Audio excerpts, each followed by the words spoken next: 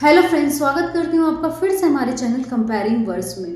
तो दोस्तों, आज की वीडियो में हम आपके लिए काफ़ी इंटरेस्टिंग कंपैरिजन लेकर आए हैं। आज की वीडियो में हम बात करने वाले हैं दो सुपरस्टार्स के बारे में। एक को तो रियल में ही सुपरस्टार कहा जाता था, तो दूसरे को इंडस्ट्री का जुबली कुमार कहा जाने लगा। जहां एक ने लगातार 16 सुपरहिट फिल्में देकर सुपरस्टार का टैग अपने नाम कर लिया, तो दूसरे ने जो है अपनी फिल्मों को जुबली हिट देकर जुबली कुमार के नाम से अपना आप को इंडस्ट्री में साबित करा। दोनों ही हीरो जो है इंडस्ट्री में काफ़ी जाने गए। उन्होंने जो है कई ब्लॉकबस्टर फिल्में भी दी। दोनों ने जो है काफ़ी अच्छा योगदान फिल्मों में देकर जो है अपना आप को साबित करा। हम बात कर रहे हैं राजेश खन्ना और राजेंद्र कुमार के बारे में। आप जानते ही होंगे कि दोनों ही कितने बड़े उस दशक के सबसे बड़े स्टार हैं। जहां राजेश खन्ना ने कई सारी सुपरहिट 16 ही सुपरहिट फिल्में देकर जो है अपना आपको इंडस्ट्री में सुपरस्टार का दर्जा हासिल करा। उनकी फिल्में जो है कई दशकों तक जो है सुपरहिट रही है और आज भी उनकी कई फिल्में सुपरहिट गई है और पहले सुपरस्टार के रूप में सिर्फ और सिर्फ राजेश खन्ना को जाना जाता है। आपको बता दें कि राजेश खन्ना उस समय के इतने बड़े स्टार थे कि ज़्यादातर डायरेक्टर प्रोड्यूसर सिर्फ उन्हें ही अपनी फिल्मों में लेना चाहते थे। कहा जाता था कि उनको अपने फिल्मों में लेने से ही वो फिल्म सुपरहिट हो जाती थी। इसी वजह से कहा जाता था, उस समय एक कहावत भी काफ़ी ज़्यादा फेमस हुई, जिसका मतलब था ऊपर काका और नीचे ऊपर आका और नीचे काका। जिसका मतलब अगर ऊपर भगवान है तो नीचे है राजेश खन्ना, जिन्हें प्यार से उस समय काका कहा जाता था। मतलब इंडस्ट्री में उस समय सिर्फ और सिर्फ राजेश खन्ना का ही दौर था। दूसरी ओर बात करें राजेंद्र कुमार की, तो राजेंद्र कुमार ने कई सेमी हिट फिल्मों से अपने करियर की शुरुआत करी, लेकिन उनके जिस तरीके से सुपरहिट फिल्मों का सिलसिला चला, उनकी फिल्में लगातार जो है 25-25 हफ्तों तक थिएटर्स पे लगी रहने लगी। एक नहीं, दो नहीं, बल्कि कई सारी फिल्में लगातार एक साथ जो है सिनेमा घरों पर लगी रहती थी। इस वजह से जो है उनकी फिल्मों को जुबली हिट कहा गया। कई सारी जुबली हिट फिल्में देने के बाद उन्हें राजेंद्र कुमार की जगह जुबली कुमार इंडस्ट्री में कहा जाने लगा। तो दोस्तों, ये दोनों के ही आज कंपैरिजन हम करने वाले हैं और साथ ही इनके फिल्मी करियर के बारे में बात करेंगे। तो दोस्तों, काफ़ी ज़्यादा इंटरेस्टिंग कंपैरिजन है, हमारे साथ वीडियो के अंत तक बने रहे। और अगर आपको ऐसे और भी इंटरेस्टिंग कंपैरिजन जानने हैं तो जल्दी से हमारे चैनल को सब्सक्राइब कर लीजिए, ताकि आपको ऐसे इंटरेस्टिंग कंपैरिजन जानने को मिलते रहे। तो चलिए आज की वीडियो को शुरू करते हैं। तो दोस्तों पहले हम बात करेंगे राजेंद्र कुमार के बारे में। राजेंद्र कुमार एक अभिनेता थे जिन्होंने बॉलीवुड फिल्मों में अभिनय किया। 1949 में अपने करियर की शुरुआत करते हुए उन्होंने 4 दशकों से अधिक के करियर में 80 से ज़्यादा फिल्मों में काम करा। 1960 के दशक के दौरान उन्हें जुबली कुमार के नाम से जाना जाता था, जब उन्होंने कई व्यावसायिक रूप से सफल फिल्मों में अभिनय किया। आपको बता दें कि पतंगा और जोगन में छोटी भूमिकाओं के साथ अपने अभिनय करियर की शुरुआत करने के बाद राजेंद्र कुमार गीता बाली के साथ देवेंद्र गोयल की वचन में मुख्य भूमिका के किरदार में नजर आए। फिल्म हिट रही, उन्हें एक जाना माना चेहरा बना दिया। इसके बाद महबूब खान की महाकाव्य ड्रामा फिल्म मदर इंडिया में वो नजर आए। आपको बता दें कि साल 1950 के दशक की मदर इंडिया काफ़ी ज़्यादा सफल फिल्म में से एक थी, जिसने ब्लॉक ऑफिस पर ऑल टाइम ब्लॉकबस्टर का कलेक्शन किया था। साथ ही जो है इस फिल्म एक हिट फिल्म को करने के बाद राजेंद्र कुमार एक बहुत ही ज्यादा जाना माना चेहरा भी बन गए। आपको बता दें कि इस फिल्म को कई सारे अवार्ड्स भी दिए गए। इसके बाद जो है राजेंद्र कुमार 1959 में लगातार 3 हिट फिल्मों के साथ अपने स्टारडम की ओर बढ़े।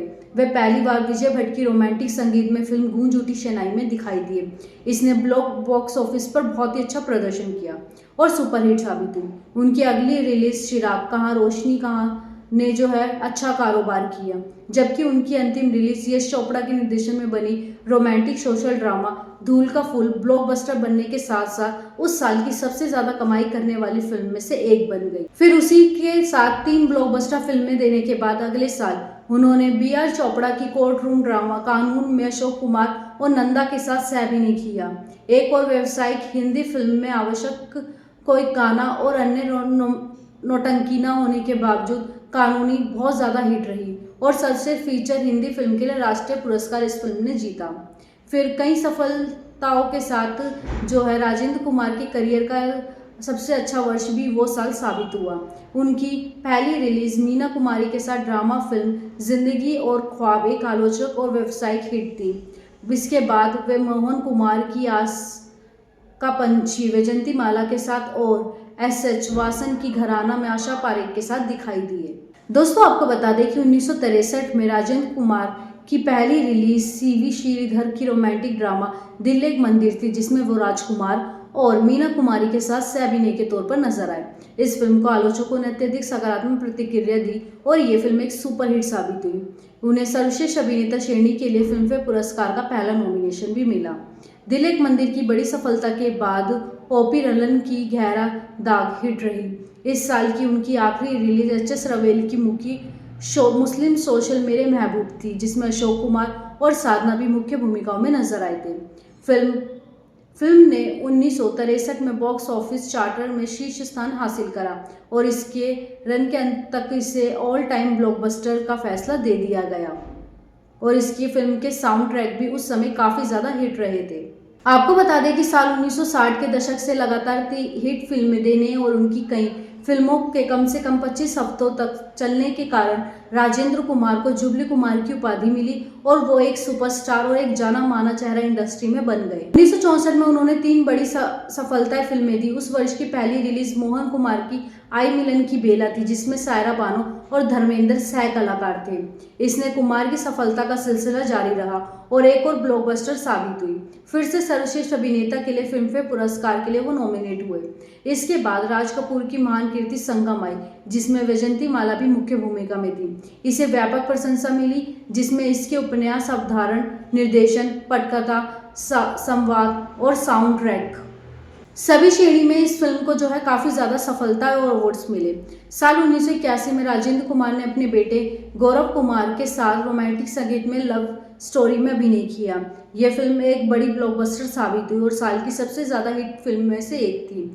आर.डी. बर्मन द्वारा रचित इसका साउंड ट्रैक बेहद सफल रहा और 1980 के दशक का दूसरा सबसे ज्यादा बिकने वाला हिंदी फिल्म एल्बम बन गया। लव स्टोरी कुमार के करियर की अंतिम बॉक्स ऑफिस सफलता में से एक साबित हुई।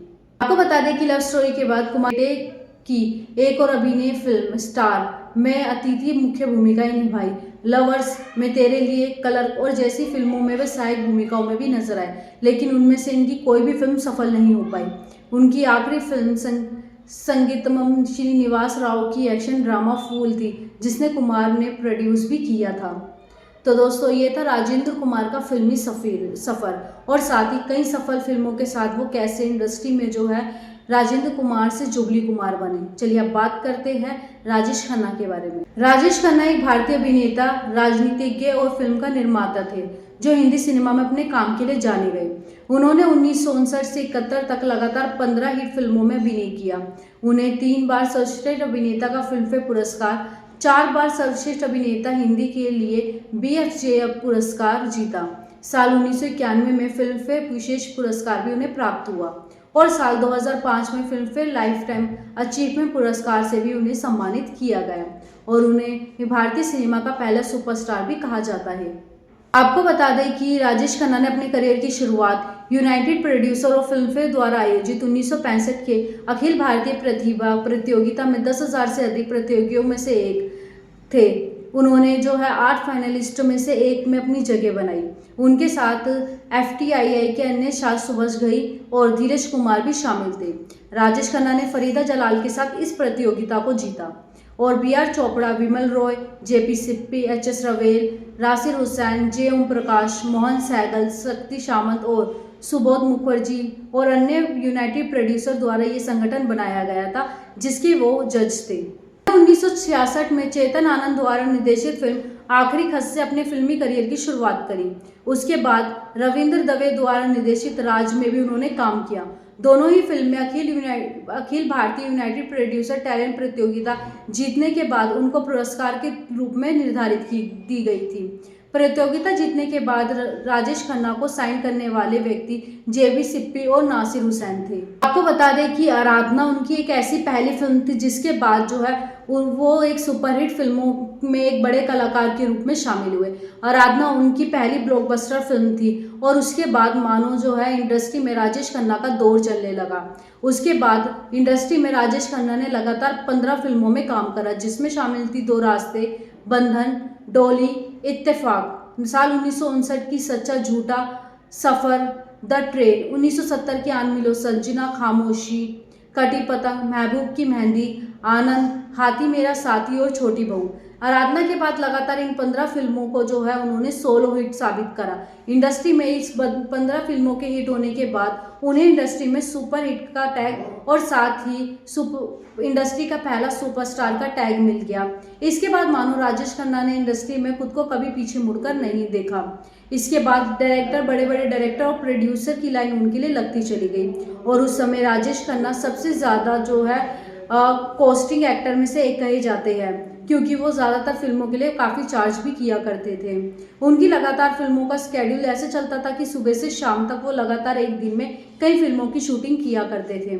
उस समय डायरेक्टर प्रोड्यूसर का मानना था कि अगर वो किसी फिल्म में भी नजर आ जाए तो उनकी फिल्में जो सुपरहिट ऑटोमेटिकली हो जाती है। इसके साथ ही आपको बता दें कि राजेश खन्ना ने कई बड़ी सुपरहिट हीरोइंस के साथ भी काम करा, लेकिन उनकी जोड़ी को मुमताज़ के साथ लोगों ने काफ़ी ज़्यादा पसंद करा। मुमताज़ के साथ फिल्में करने के बाद उनकी जो है जोड़ी इंडस्ट्री में एक सुपरहिट जोड़ी बन गई। ऐसे तो कहा जाता था कि उन दोनों का अफेयर है, लेकिन वो दोनों एक्चुअल में काफ़ी अच्छे दोस्त भी थे, क्योंकि ज़्यादातर जो है राजेश खन्ना के साथ नजर आने के बाद ही जो है मुमताज़ का एक इंडस्ट्री में एक अलग पहचान बनी थी। इससे पहले उन्हें बी ग्रेड की हीरोइन कहा जाता था, लेकिन राजेश खन्ना के साथ कई सुपरहिट फिल्में देने के बाद उन्हें इंडस्ट्री में एक सफल अभिनेत्री के रूप में देखा गया। दोनों का रिश्ता ऐसा था, काफ़ी अच्छी दोस्ती थी और साथ ही जो है कई बार मुमताज़ राजेश खन्ना के साथ फिल्म की स्क्रिप्ट के लिए जाया करती थी, रिहर्सल के लिए जाया करती थी। उसके बाद इन दोनों की जोड़ी काफ़ी सारी फिल्मों में देखी गई। तो दोस्तों आपको बता दें, इसके बाद राजेश खन्ना ने आगे जाकर डिम्पल कपाड़िया के साथ शादी करी, जो उस समय अपनी पहली फिल्म बॉबी में नजर आई थी। उसके बाद ही उन्होंने जो है डिम्पल कपाड़िया के साथ शादी करी। और दोस्तों आपको बता दें कि आगे जाके राजेश खन्ना ने और भी कई ज़्यादा सहायक भूमिकाओं के तौर पर अपनी फिल्में में दिखाई दी है। आपको बता दें फिल्म आनंद में वो अमिताभ बच्चन के साथ नजर आए। वैसे तो आनंद कई सुपरहिट फिल्म में से एक थी, लेकिन कहा जाता है कि उस फिल्म में अमिताभ बच्चन ने जो एक छोटी सी भूमिका निभाई थी, उसी के साथ जो है सारी प्रशंसा सिर्फ अमिताभ बच्चन ने ही लूट ली और अमिताभ बच्चन का दौर आगे आगे और ज़्यादा बढ़ने लगा, जिससे इंडस्ट्री में राजेश खन्ना का दौर धीरे धीरे जो है खत्म होता चला गया। लेकिन अगर कई सुपरहिट फिल्मों की मानो तो राजेश खन्ना ही इंडस्ट्री के पहले सुपरस्टार रहेंगे जिन्होंने कई सफल फिल्में दी हैं। तो दोस्तों ये था हमारा आज का कंपैरिजन राजेश खन्ना और राजेंद्र कुमार के बारे में। दोनों ने इंडस्ट्री में अपनी एक अलग पहचान बनाई, एक ने सुपरस्टार का टैग हासिल करा इंडस्ट्री में, तो दूसरे ने जुबली कुमार का, और दोनों ही व्यावसायिक रूप से काफी सफल अभिनेताओं में से एक रहे थे। दोनों के बारे में एक अनसुना किस्सा ये भी जानकर आपको हैरानी होगी कि राजेंद्र कुमार का जो बंगला था, जिसमें आने के बाद ही जो है वो एक सुपर स्टार बने थे।